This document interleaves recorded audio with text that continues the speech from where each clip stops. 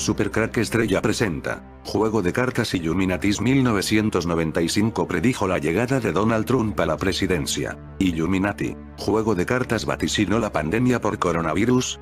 Este juego de mesa fue creado por Steve Jackson en 1982 y ha estado en el ojo de la tormenta desde 1995, pues esa versión no deja de acertar con sus predicciones. Una prueba más de que la élite maneja nuestro tiempo, es este juego de cartas Illuminati del año 1995. ¿Cómo es posible que sacaran una carta con la cara de Donald Trump? ¿Cómo sabían en el año 1995 que Donald Trump sería una parte importante de nuestro futuro? ¿Tienen algún tipo de máquina del tiempo que les permite conocer el futuro? De hecho, podría haber varios tipos de máquinas del tiempo en poder de la élite satánica. Recordemos que el tío o el abuelo, según otros, de Donald Trump, robó la patente de máquina del tiempo a Nikola Tesla cuando este murió. En la carta del año 1995 donde aparece Donald Trump, está escrito lo siguiente. Recordemos una vez más que esto fue hecho en el año 1995. En la carta pone lo siguiente. Carta enough is enough, suficiente es suficiente, la entienden como la admonición de la llegada de Trump al poder. La carta dice, en cualquier lugar, a cualquier hora, nuestros francotiradores te pueden dar, ten un lindo día, juega esta carta en tu turno, antes de hacer complots. Puedes remover cualquier parálisis o cartas de congelamiento que afecten tu estructura de poder. Recordemos que estas cartas son un juego de rol, pero en el mensaje escrito ya podemos que una parte de la élite ya le podía ver como una amenaza a sus intereses. Parece que la carta lanzan una amenaza a Donald Trump. La carta dice, en cualquier lugar, a cualquier hora, nuestros francotiradores te pueden dar. Los que lanzan esta amenaza son los mismos que intentan echarlo de la presidencia de la forma que sea. Es posible que esta pandemia forme parte de esta conspiración para echar a Donald Trump. La carta donde está Donald Trump, dice también suficiente es suficiente, que define perfectamente lo que ocurre en este 2020, para los que están en contra de Donald Trump es ya suficiente es suficiente. Está claro que conocían en el año 1995 todo lo que ocurre en este 2020, el dibujo donde aparece Donald Trump en esta carta, lo pintan como un demonio y a su lado todo es fuego y destrucción, que es justo lo que ocurre en estos momentos con las manifestaciones y el virus. La carta habla también de unos complots. Pero lo peor de todo este juego de cartas, es que la carta de Donald Trump aparece como ya una de las últimas, como si quisieran decir que esto es el final de juego, el final de nuestra historia, ya no hay más después de todo esto. El avance del COVID-19 sigue generando pánico a nivel mundial, cientos de casos se confirman a diario en distintos países, y millones de personas se encuentran confinadas en sus hogares, cumpliendo cuarentena para evitar el contagio de este temible virus. En ese contexto se ha empezado a viralizar en redes sociales la existencia de un juego de cartas creado en el siglo pasado, exactamente en 1982 y que, desde su invención, ha causado gran polémica en Estados Unidos y distintos países considerados como potencias mundiales. Illuminati es el nombre de este juego de mesa creado por Steve Jackson y que fue considerado en 1983 como el mejor juego de ciencia ficción. Sin embargo, su temática ha dejado boquiabiertos a millones de personas a lo largo de los años, pues la versión de 1995 pasó a la posteridad por la aparente precisión de sus predicciones. El polémico juego invita a que los jugadores formen parte de sociedades secretas como los Illuminati, la Sociedad de la Discordia, los Gnomos de Zurich, etc., hasta que logren dominar el mundo de cualquier manera. Precisamente, la edición de 1995 profetizó los atentados del 11 de septiembre en Nueva York y Washington, además de vaticinar, décadas después, la victoria de Donald Trump en las elecciones de los Estados Unidos. Pero eso no es todo. El dato perturbador es que el juego de Steve Jackson también profetizó sobre una posible pandemia que provocaría una cuarentena mundial, tal y como está ocurriendo en la actualidad con el coronavirus, COVID-19. El juego llegó a ser tan polémico que las oficinas del creador fueron investigadas por el Servicio Secreto de Estados Unidos en 1990, durante el mandato de George Bush padre. El propio Steve Jackson argumentó que la visita de las autoridades era para evitarse desvelar el plan Illuminati, según los conspiranoicos, o buscar un espía que trabajara en su empresa. El juego muestra a un hombre de pelo blanco, y se cree que es Julian Assange, uno de los exploradores más importantes que ha facilitado datos sobre la CIA, el gobierno fascista de los Estados Unidos. El Pentágono y demás, los Illuminati habrían pensado en un sistema manipulador que ya tenía un personaje como Assange, para publicar ciertas acciones a conveniencia. La carta Enough y Enough la entienden como la admonición de la llegada de Trump al poder. La carta parece mostrar en la parte de la cabeza un chip, lo he marcado en amarillo. Tercera Guerra Mundial. Esta carta representa el conflicto en Medio Oriente.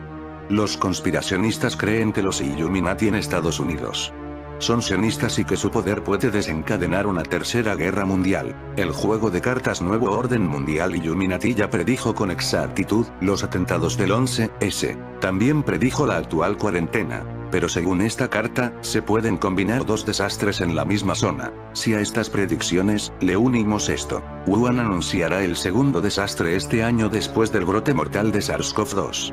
El río Yangtze en Wuhan ha pasado el primer terraplén, y el nivel del agua sigue subiendo. La presa más grande del mundo está a punto de colapsar y arrasaría la ciudad de Wuhan. ¿Suficiente es suficiente un presagio de lo que vendrá? Por más de 2 décadas el infame juego de cartas Illuminati, creado en 1994 por Steve Jackson, ha demostrado ser muy preciso cuando se trata de la predicción de eventos futuros. Ya varios eventos en todo el mundo tenían su propia carta antes que el acontecimiento pasara. Ahora las elecciones de los Estados Unidos están detrás de nosotros y Donald Trump ha sido elegido como el próximo presidente de Estados Unidos. Una vez más hay dos cartas que realmente se destacan. Ambas cartas tienen una semejanza asombrosa a Donald Trump.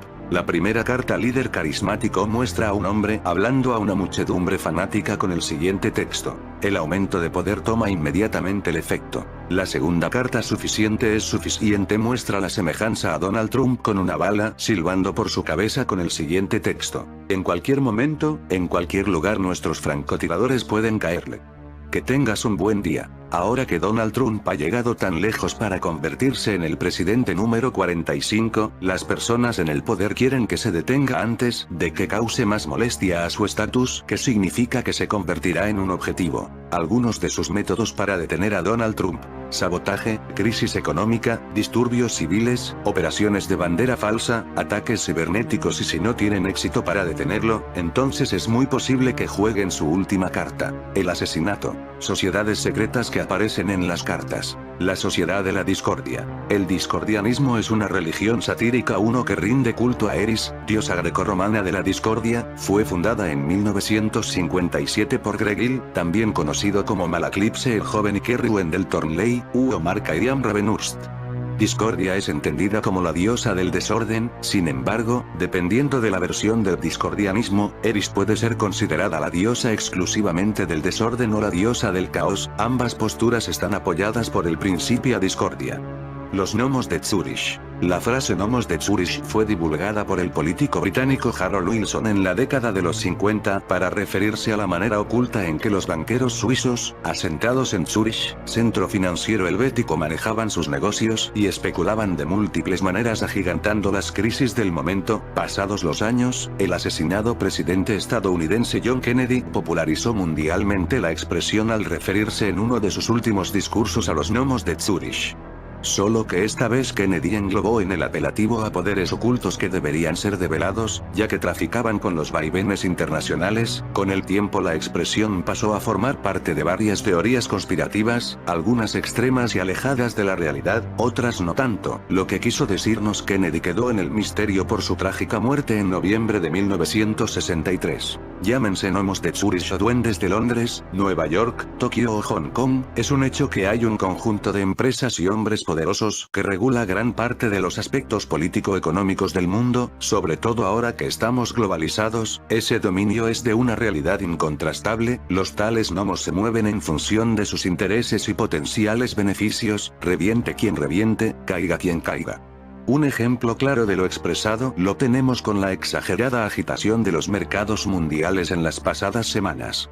Mientras algunos ideólogos hablan sin saber mucho de la crisis del capitalismo, en la práctica hay pequeños grupos de capitalistas que se están beneficiando de estos movimientos, mientras millones de personas caen inocentemente en la trampa bursátil que se les ha tendido. Al unísono tiemblan muchos países, inclusive aquellos tildados de poderosos. Se producen maniobras de diverso tipo que benefician a pocos y revientan a millones, cuestiones meramente políticas como lo sucedido recientemente en Estados Unidos con las negociaciones bipartidistas partidarias para elevar el techo de la deuda, mediante hábiles manejos mediáticos se transformaron en arrolladoras corrientes especulativas de fuertes pérdidas para la mayoría, pero con jugosas ganancias para los contados gnomos que las instrumentaron. Hay una crisis real en los países avanzados del norte industrializado, eso es innegable, pero por lo menos en el caso de Europa, ella sigue siendo periférica.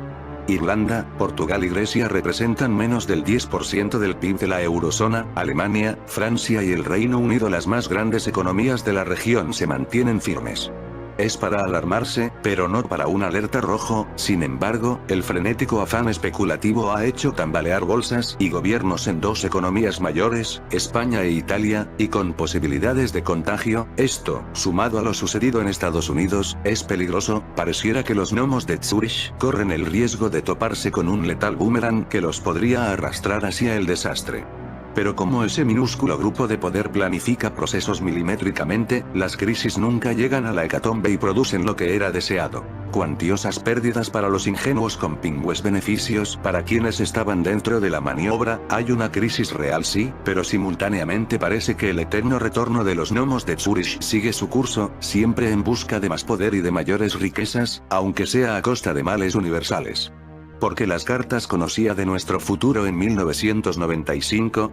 Una teoría conspiratoria insinúa que Donald Trump podría ser un viajero del tiempo. Según Cassandra, Nikola Tesla, sí, el inventor e ingeniero que revolucionó el mundo de la ingeniería eléctrica y mecánica, pero que además era un conocido futurista, habría inventado entre otras muchas cosas una máquina del tiempo que él mismo habría reconocido que habría utilizado para viajar en el tiempo. El caso es que, tras su muerte, el gobierno de los Estados Unidos lo habría ocultado en el Departamento de Propiedad Alien, que era un departamento real establecido por el gobierno norteamericano en la Primera Guerra Mundial. Habría sido pasado bajo custodia del FBI, y el caso es que para poder entender cómo funcionaba el artefacto tras la muerte de Tesla, el FBI contó con el asesoramiento y los servicios de un ingeniero, John G. Trump. Este hombre podría haber pasado sin pena ni gloria, de no ser porque se trata del abuelo del actual Donald Trump. El último giro de las teorías conspiranoicas, que darían para un artículo bastante más largo que este, tiene que ver con la nueva vuelta de tuerca de un clásico que, como todo buen mito, parte de una base real: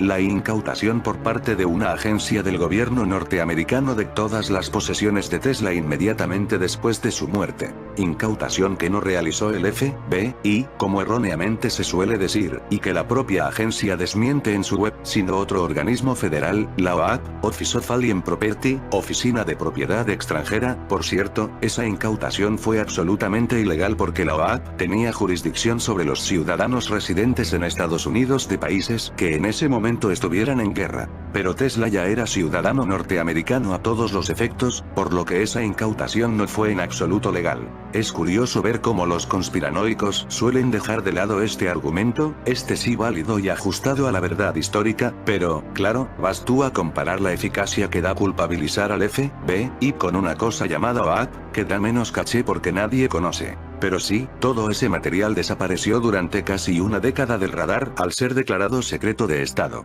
Y fue solo el encabezonamiento de un sobrino de Tesla, Sava Kosanovic, a la sazón embajador yugoslavo, el que consiguió que, finalmente, en 1952 todo se entregara al régimen de Tito. El dictador fundó con ese legado el Museo Nikola Tesla, que actualmente puede visitarse en Belgrado, y donde los investigadores pueden consultar sin problema ese material supuestamente oculto.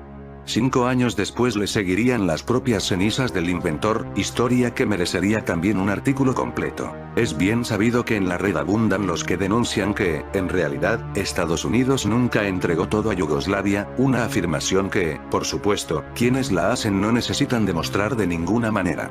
Todo lo más, cuando hay un terremoto en algún país al que, por alguna retorcida lógica, piensan que Norteamérica quisiera perjudicar, ahí está presta la invocación de la máquina telúrica que Tesla anunció en vida, pero de la que no hay constancia que llegara a desarrollar. Claro, dicen los conspiranoicos, estaba entre los papeles ocultos de Tesla. ¿Pruebas? No me cortes el rollo, tío. Pero si algo hay que reconocer a los teslanoicos es que tienen una flor que ni la de España con el VAR en la fase de grupos del Mundial. Ya se sabe que es conveniente ventilar de vez en cuando las teorías, que si no, cogen polvo y terminan convirtiéndose en una antiguaya poco convincente. Pues bien, cuando parece que eso podría pasar con alguna conspiración tesliana, sucede algo que le da nuevos bríos. Y como siempre, también beben de la verdad. En este caso, se refieren al experto nombrado por el gobierno norteamericano para estudiar, ya en 1943, los papeles de Tesla a la búsqueda de posibles evidencias de que los anuncios del inventor de la inminencia de su famoso rayo de la muerte, un arma altamente energética capaz, afirmaba, de aniquilar todo en un amplio radio de acción, u otros avances de vanguardia, como su supuesta teoría explicativa de la gravedad, tenían una base real. El elegido fue un destacado investigador del Instituto Tecnológico de Massachusetts, MIT, otras siglas que molan. Sus conclusiones, públicas, no hay que reventar ninguna caja fuerte hoy en día, ni hackear ningún servidor para leerlas, fueron categóricas. Sus pensamientos y esfuerzos durante, al menos, los últimos 15 años, fueron sobre todo de carácter especulativo, filosófico y promocional, a menudo preocupados por la producción y transmisión inalámbrica de energía. Pero no incluyen nada nuevo, salvable, principios practicables ni métodos para conseguirlo. Ya está, estas palabras tendrían que suponer el fin de la discusión, salvo para los recalcitrantes. Al fin y al cabo, ¿qué más quisiera Roosevelt, metido de hocicos en la Segunda Guerra Mundial, que las investigaciones de Tesla fueran viables? Ni Proyecto Manhattan ni leches, unos buenos rayos de la muerte, y la guerra probablemente hubiese terminado bastante antes de 1945. De hecho, resulta curioso que, a pesar de las afirmaciones de los conspiranoicos de que tal rayo existe, en 75 años no lo hayamos visto en acción ni una sola vez, y mira que ocasiones no han faltado. A lo mejor es que lo reservan para una inminente invasión extraterrestre, de la que, por supuesto, las autoridades tienen toda la información que nos escaquean a los pobres mortales. Durante mucho tiempo, para la mayor parte de los expertos en Tesla, el nombre de ese ingeniero del MIT que firmaba el informe era poco menos que una nota al pie, un mero dato que añadir a la apabullante densidad de información que supone cualquier aproximación biográfica a Tesla, pero, desde el año pasado, de repente ese dato reviste una importancia crucial en el universo conspirativo. ¿Quieren saber cómo se llamaba ese buen hombre? Agárrense, que vienen curvas. Nada menos que John George Trump. Trump, si recuerdan cómo, durante la campaña electoral, cada vez que al entonces aspirante a la presidencia, su sobrino Donald, le acusaban de ser tonto, él siempre replicaba que venía de una familia de listos, y ponía de ejemplo a su tío John G. Así que puedes completar por ti mismo el cuadro de actualización conspirativa. John G. se guardó la información verdaderamente valiosa que, claro, ahora tiene su sobrino, que está esperando a implementar. Vete tú a saber si en una versión real y despiadada, incorporando torres Tesla al estilo Clash Royale en el muro que insiste en construir en la frontera con México. El científico Nikola Tesla produjo una variante del rayo de la muerte llamado el muro de la muerte, que consiste en crear un campo electromagnético que protege todo lo que se encuentre en el interior de este. Se alega que este campo fue utilizado. Algunos testimonios de pilotos nos arrojan que en pruebas militares de bombas aéreas, en el momento de soltarlas en el punto de ataque, se dieron cuenta que las bombas explotaban a cierta distancia del suelo. Esto puede ser parte de la prueba del nombrado muro de la muerte. Y te preguntarás cómo relacionamos a Nikola Tesla con el actual presidente de los Estados Unidos de América, Donald Trump. Bueno, después de la muerte del científico Nikola Tesla, su asistente de mayor confianza, ayuda a guardar en secreto mucho de la documentación y experimentos, quien, como hemos nombrado anteriormente, es casualmente el tío del actual presidente de los Estados Unidos de América. Esto nos refiere a la idea de que posiblemente Donald Trump haya heredado esta documentación, y si nos ponemos a pensar, uno de los proyectos más influyentes del presidente es el muro que pretende elaborar en la frontera México-estadounidense. Y si nos ponemos a pensar un poquito más, puede que exista la posibilidad de que el muro de la muerte está siendo elaborado alternamente a este muro que separa México de Estados Unidos de América. Esto parece ser una idea descabellada, pero si reflexionas al respecto de estos datos aportados en este artículo, existe una conexión muy aterradora entre estos dos personajes influyentes en el mundo. Lo preocupante es que con la gran reputación bélica de Donald Trump, pueda utilizar esta arma en acción de ataque hacia sus enemigos, y cause una destrucción masiva en el mundo. Llegaron incluso a sugerir que nos encontramos ante la semilla del mal, que dará inicio a la Tercera Guerra Mundial. De hecho, los incendios en California se dijo que se pudo usar este arma secreta. La pregunta sería ¿para qué? Quizás para mudarse a Nueva Zelanda los ricos y estar cerca de la Antártida. Los voraces incendios forestales registrados el año 2018 en California fueron los más mortíferos en la historia de la región estadounidense. Dejaron decenas de muertos y cerca de 700 desaparecidos. Pero algunas publicaciones en internet están avivando todavía más el fuego. En YouTube, una serie de vídeos con teorías conspirativas han alcanzado millones de visitas. A la hora de buscar clips sobre los incendios en California, el sitio de vídeos de Google muestra material plagado de noticias. Por supuesto que la élite dice que son falsas, pero que van a decir lo de siempre, que estamos locos, hasta que el tiempo nos da la razón. De acuerdo con Motorboard, YouTube no solo permitió la publicación de los vídeos, sino que además recomienda a quienes busquen información sobre ellos temáticas como Conspiracy 2018, Conspiración 2018, Directed Energy Weapon, arma de energía dirigida, y Laser Beam, rayo láser. Y es que en este tema tenemos que tener en cuenta, están los seguros y aquí se está jugando con mucho dinero, por esta razón no permiten que se pueda insinuar esta teoría. Algunos de los vídeos sugieren incluso que los incendios fueron originados de manera deliberada con armas láser desde una aeronave. Esto no es nada nuevo. Recientemente en San Francisco tuvieron otro ataque con este tipo de arma. Es posible que los chinos o los rusos también dispongan de este rayo de la muerte. Según una nota oficial de la élite, ellos dicen de todo esto el objetivo del supuesto ataque con armas láser, que realmente no ocurrió, sería sustentar una interpretación absurda de Agenda 21, un plan de Naciones Unidas de 1992 para promover el desarrollo sostenible, dice el reporte. Según esa teoría, el plan de Naciones Unidas atacaría directamente la propiedad privada. El objetivo principal sería el estado de California. Es todo parte de Agenda 21, quieren obligar a que la gente se vaya de California, literalmente, se lee en los comentarios de algunos vídeos. Esa teoría conspirativa también fue muy difundida a través de Twitter. A la élite esta conspiración le puso de los nervios, y atacó a YouTube con rabia. Aquí y muchas cosas más se gestó la idea de eliminar los vídeos de conspiración por parte de YouTube. En fin, amigos de Supercrack Estrella, si el video te gustó, pulgar arriba. Supercrack Estrella presenta Canibalismo para el futuro cuando el destino nos alcance. ¿Necesitas que te diga de qué está hecho el Soylent Green? Cuando el destino nos alcance es una de las películas más estremecedoras de la ciencia ficción. Transcurre en el año 2022, en una ciudad de Nueva York incapaz de sostener a su población de 40 millones de personas.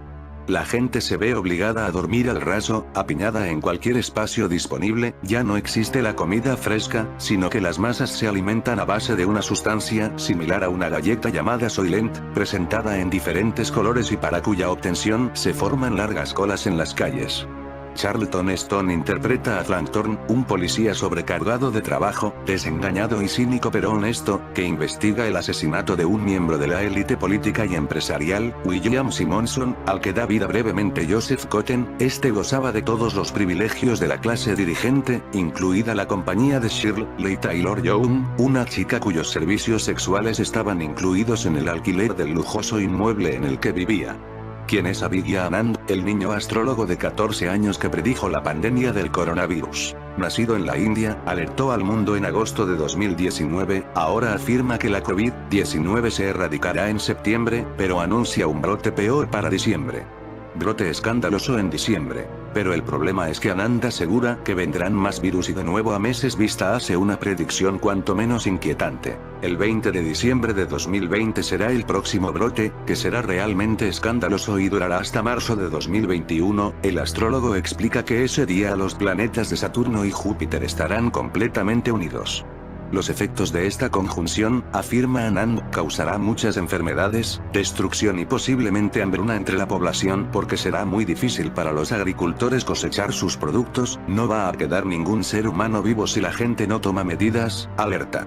Sus predicciones provocan gran alarma, pero lo cierto es que en cierto modo acertó la pandemia del coronavirus. Habrá que ver si ahora se toman en consideración de este joven astrólogo, de nombre Abhigya Anand.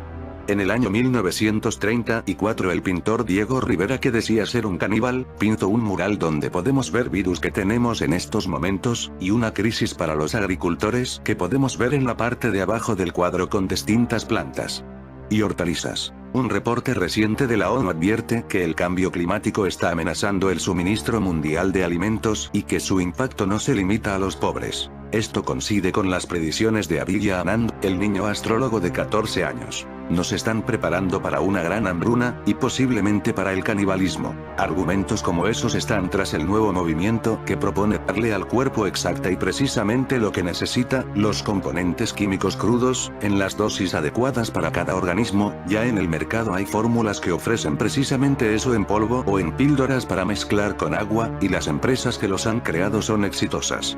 La idea no es nueva, la NASA inventó varios concentrados para astronautas, Soylent es uno de los recientes pioneros, el nombre viene de una vieja película de ciencia ficción, Soylent Verde, con Charlton Heston, en la que la gente de un futuro afectado por sobrepoblación se alimenta de unas galletas misteriosas con ese nombre. Al final se revela que están hechas de carne humana, como en la predicción de Ehrlich. Abhigya Anand es uno de los nombres más repetidos durante los últimos días. Este joven de 14 años se formó como astrólogo en la India, desde allí colgó un vídeo en junio del año pasado en el que advertía de un gran peligro que llegaría entre noviembre de 2019 y abril de 2020, los momentos de máxima expansión del coronavirus.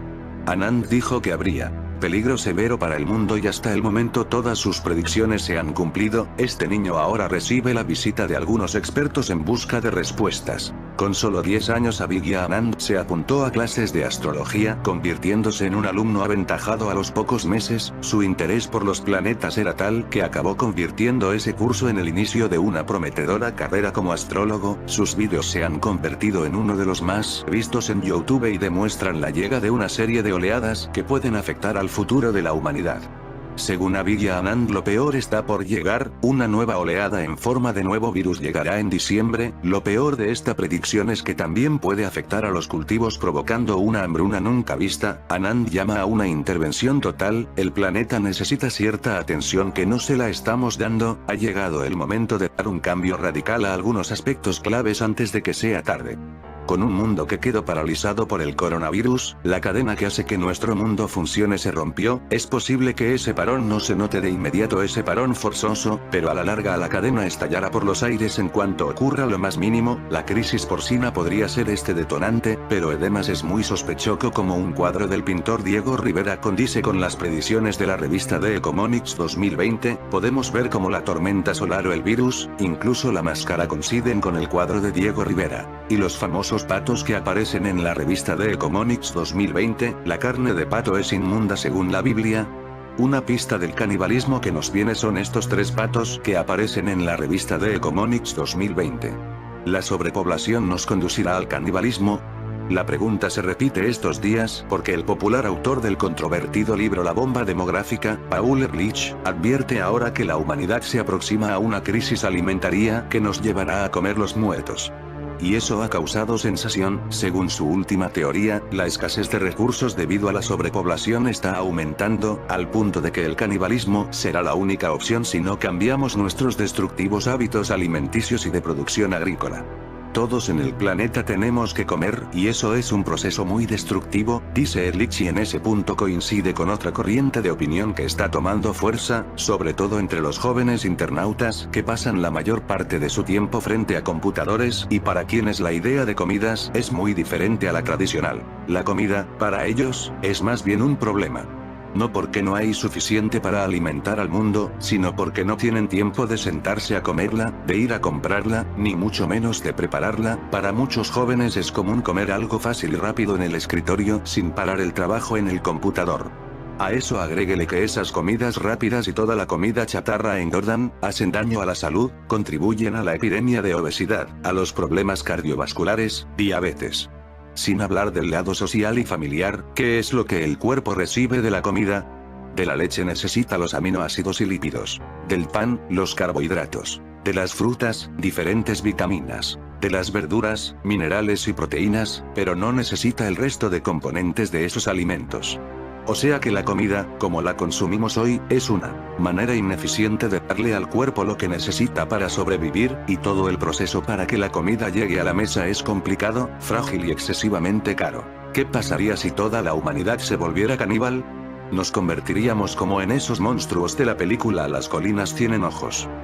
Supongamos que la humanidad atraviesa un período de carestía total de alimentos, de repente, alguien piensa en voz alta algo bastante evidente. Con la población actual, los seres humanos albergan aproximadamente 500 billones de calorías. Si, de algún modo, la humanidad encontrara el modo de congelar o preservar tamaña reserva alimenticia, una población diminuta de unas 160 personas tendría la capacidad de sobrevivir sin problemas. Es una muestra pequeña, pero podría procrear y, en el futuro, hallar un modo más sostenible de producir alimentos. ¿Qué pasaría entonces con nuestros cuerpos? Pese a las recomendaciones de la OMS, que recientemente elevó el riesgo de cáncer asociado a productos cárnicos tan ampliamente consumidos como los embutidos o los filetes de ternera, alimentarnos solo de carne no es por sí mismo algo mortal, no es lo idea, claro, y mucho menos si la única carne que ingerimos es la humana, pero permite la supervivencia de la especie. El problema de alimentarnos solo de carne humana, en realidad, no es lo conveniente de la dieta, no sabemos muy bien cuál es la más conveniente, sino la transmisión de enfermedades, ante las que una comunidad tan pequeña sería muy vulnerable. Gracias a la selección de alimentos, los seres humanos hemos adaptado lo que comemos a nuestra fisionomía, limpiando de nuestra dieta productos que nos transmitan enfermedades o que nos resulten indigestos, cuando no mejorando su cultivo a lo largo de siglos para hacerlos más comestibles. Con los seres humanos no sucede lo mismo. Si nuestra comunidad de 160 personas comieran los restos de la humanidad restante, estarían expuestos a todo tipo de enfermedades priónicas, ante las que no estamos inmunizados y que pueden resultar letales. Resultado: pandemia y muerte. Fin. Porque la carne por sí misma sería insuficiente para ofrecernos todos los nutrientes que necesitamos. En época de carestía, se come casquería, órganos y médula. Sucedió en España durante la posguerra, pero también en Estados Unidos con motivo de la escasez de la Segunda Guerra Mundial. De forma paralela, el alto consumo de carne humana nos provocaría todas esas cosas de las que alerta la OMS. Sobrepeso, problemas cardíacos y mayor riesgo de cáncer. Está bien, es posible que no nos mate y que podamos sobrevivir a un apocalipsis zombie, pero en el largo plazo es un mal plan. ¿Y cuánto duraríamos siendo caníbales? Vale, pero es obvio que hay un problema numérico. Si nos comemos a nosotros mismos, ¿cómo narices pretendemos sobrevivir?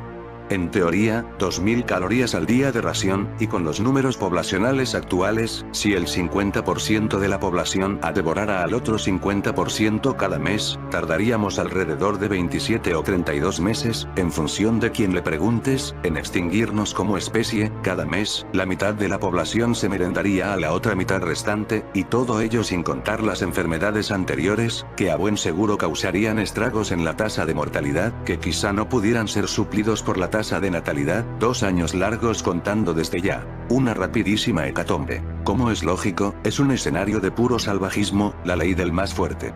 En algún momento, por más fuerte que fueras, tú también serías comido por otra persona, Battle Royale, pero en versión caníbal. Si lográramos congelar a toda la humanidad actual excepto a 160 personas y esas 160 personas, incapacitadas para comer nada más, pudieran alimentarse de más de 7.000 millones de restos humanos, su supervivencia a largo plazo estaría asegurada, durante millones de años, pero volveríamos al punto de partida: pandemias y enfermedades chungas.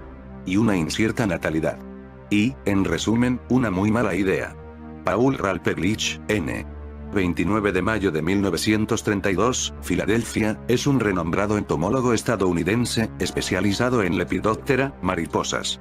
También es bien conocido como investigador y autor de libros sobre superpoblación humana. Es el profesor Bean de Estudios de Población del Departamento de Biología de la Universidad de Stanford y presidente del Centro para la Biología de la Conservación de Stanford. Ehrlich se hizo muy conocido por su controvertido libro de 1968 The Population Bomb, que afirmaba que la población humana del mundo pronto aumentaría hasta el punto en que sobrevendrá la inanición masiva. Entre las soluciones que sugirió en ese libro estaba el control de la población, que se utilizaría en su opinión si los métodos voluntarios fallaran. Ehrlich ha reconocido que algo de lo que predijo no se ha producido, pero sostiene que sus predicciones sobre la enfermedad y el cambio climático fueron esencialmente correctas, y que la superpoblación es un problema importante. La edición original de The Population Bomb comenzó con esta afirmación: la batalla para alimentar a toda la humanidad ha terminado. En la década de 1970, cientos de millones de personas morirán de hambre a pesar de los programas de choque emprendidos ahora. En este momento nada puede evitar un aumento sustancial en la tasa de mortalidad mundial. Ehrlich argumentó que la población humana era demasiado grande, y que si bien el alcance del desastre podía mitigarse, la humanidad no podía evitar hambrunas graves, la propagación de enfermedades, malestar social y otras consecuencias negativas de la superpoblación. A fines de la década de 1970, esta predicción resultó ser incorrecta. Sin embargo, continuó argumentando que las sociedades deben tomar medidas enérgicas para disminuir el crecimiento de la población a fin de mitigar futuros desastres, tanto ecológicos como sociales. En el libro, Ehrlich presentó una serie de escenarios que detallan posibles eventos futuros, algunos de los cuales han sido utilizados como ejemplos de errores en los últimos años. De estos escenarios, Ehrlich ha dicho que, aunque afirmamos claramente que no eran predicciones y que podemos estar seguros de que ninguna de ellas se hará realidad como se dijo, p. 72, a menudo se cita su fracaso como una falla de predicción. Honestamente, los escenarios estaban muy lejos, especialmente en el momento oportuno. Subestimamos la capacidad de recuperación del sistema mundial, pero abordaron problemas futuros en los que la gente debería haber estado pensando en 1968. Ehrlich afirma además que todavía respalda la tesis principal del libro, y que su mensaje es tan apropiado ahora como lo fue en 1968. Las opiniones de Ehrlich han evolucionado con el tiempo y ha propuesto diferentes soluciones al problema de la superpoblación. En Population Bomb escribió: debemos tener control de la población doméstica, con suerte a través de un sistema de incentivos y sanciones. ¿Y esto a qué te suena? A coronavirus. Con el coronavirus llegaron los incentivos, ahí tenemos por ejemplo los ERTES en España, pero con el coronavirus también llegaron las sanciones, que es lo que pasa cuando no cumples las normas, que te multan, y claro está luego llegar a la vacuna, que tengo la impresión que tiene que ver con esto de controlar a la humanidad.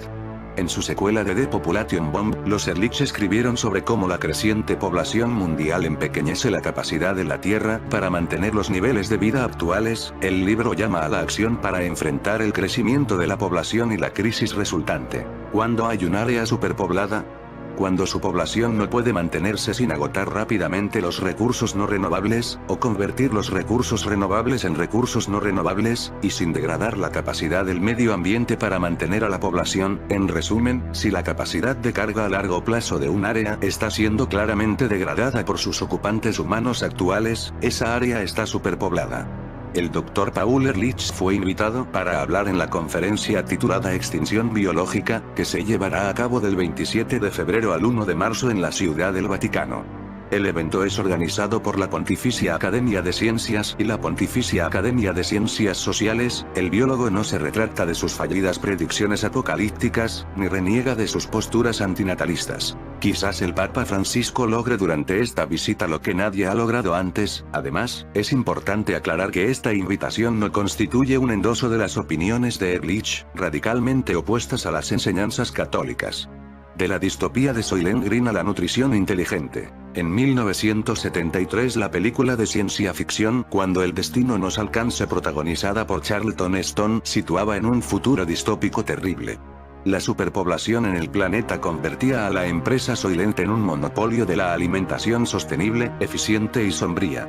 Puede que aquella película no acabara nada bien, pero sirvió de inspiración para una nueva generación de comidas nutritivas. Contiene expolier de la película. La industrialización del siglo XX llevó al hacinamiento, la contaminación y al calentamiento global debido al efecto invernadero. En el año 2022, en este futuro distópico, la ciudad de Nueva York está habitada por más de 40 millones de personas, físicamente separadas en una pequeña élite que mantiene el control político y económico, con acceso a ciertos lujos como verduras y carne, y una mayoría hacinada en calles y edificios donde malvive con agua en garrafas, y dos variedades de un producto comestible, Soylent rojo y Soylent amarillo, que son la única fuente de alimentación, ya que los alimentos naturales son un privilegio para los sectores dominantes.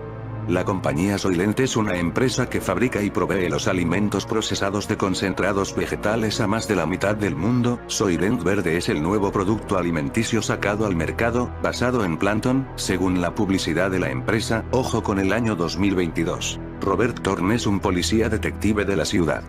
Vive con su amigo Sol Roth, un anciano exprofesor y oficialmente ayudante suyo, al que se refiere con el apodo de Libro y que investiga datos en libros acerca de los casos asignados a Thorn, que vive rememorando el pasado. Cuando el planeta era más habitable y existía suficiente alimento para todos, sin embargo, Thorn, que ha vivido casi toda su vida en la catástrofe ecológica, no se muestra interesado en estas historias, las cuales encuentra difíciles de creer. Thorn se ve involucrado en la investigación del asesinato de uno de los principales accionistas de la compañía Soylent, William R. Simonson, que ha sido encontrado muerto en su apartamento. Decide hacer una visita al lugar y encuentra el cadáver en un charco de sangre, con múltiples golpes en la cabeza. Recorre el lugar y se encuentra con cosas que nunca había visto antes, como un refrigerador con alimentos, licores, una ducha con agua caliente y jabón, y una biblioteca.